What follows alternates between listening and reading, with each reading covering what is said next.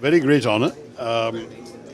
As a citizen being called upon to serve the nation at a time of crisis, for me it is an honor that I've been asked to lead the delegation, and I look forward very much to playing my part. In my mind is nothing to do with politics and everything to do with our country's national interests. And national interests, to my mind, are always above everything else. Party is completely entitled to its opinion.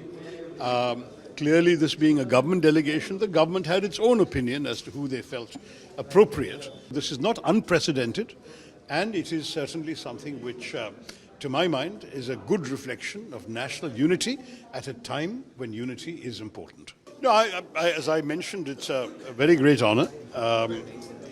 As a citizen being called upon to serve the nation at a time of crisis is a matter of a duty for all of us. At the same time, for me, it is an honor that I've been asked to lead the delegation, and I look forward very much to playing my part. I've always said that when my services are required by the nation, I should not be found wanting, and I had no hesitation in accepting the kind invitation of the government, which, to my mind, is nothing to do with politics and everything to do with our country's national interests. And national interests, to my mind, are always above everything else.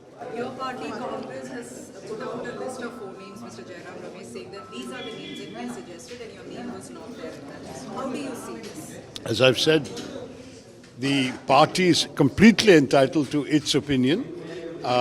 Clearly, this being a government delegation, the government had its own opinion as to who they felt appropriate. And I'm very, I must say, unaware of any further contacts between the government and my party.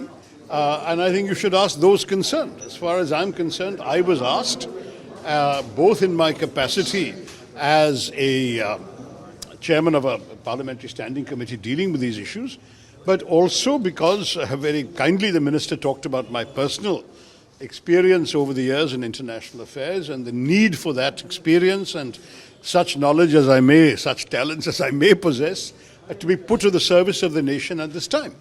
And I found that an absolutely essential, what can I say, answer to give, that certainly when the nation needs my services, I am available, and I'm available for my country. To my mind, this has nothing to do with party politics. It's all to do with what our country has been through in recent times and the need for us to present a united front. As I recall, and I may be wrong because I was neither in India nor in Indian politics at that time, a similar set of delegations were sent by Prime Minister Manmohan Singh to various regions of the world after the 2008 terror attacks. So this is not unprecedented. And it is certainly something which, to my mind, is a good reflection of national unity at a time when unity is important. As you said, you see this as an honor, especially to lead a delegation to US and countries like that. But are you sad or disappointed at the way in which your party reacted or your party colleagues reacted? Look, I mean, my party leadership is entitled to its opinion of my abilities or lack thereof, and I think that is really for them to explain. I have absolutely no comment to make on that. I am honored to have been entrusted with the responsibility, and I will fulfill that responsibility, just as I have fulfilled every responsibility entrusted to me in my rather long working life, whether at the United Nations or in the Congress Party. I have fulfilled every task given to me with sincerity and commitment, and I intend to bring the same qualities to bear in my service in this particular mission. We are not talking about, it's a 10-day affair. I'll be going to Delhi. In any case, we have a parliamentary standing committee meeting on Monday and Tuesday on various issues, including on this particular issue. I'm assuming that I will get further details of the mission after going there, and we expect, I'm sure the delegation will get briefings from the Ministry of External Affairs, and we will proceed on that basis. I mean, I think that right now the focus is on a job of work that needs to be done for the country, and I'm truly honored to have been asked, and I will give my very best, as I always try to do. Have you informed the party when you received this invitation? What was the response? Yes, indeed. No, I certainly informed them of the first call I got, which was 2 days ago. And I also mentioned to the minister who called me, who was a parliamentary affairs minister, that I assumed that he would be talking to the party leaderships of opposition parties, and he assured me that he would be. He also let me know that I was not the only one he was calling. There were other opposition MPs that he was calling.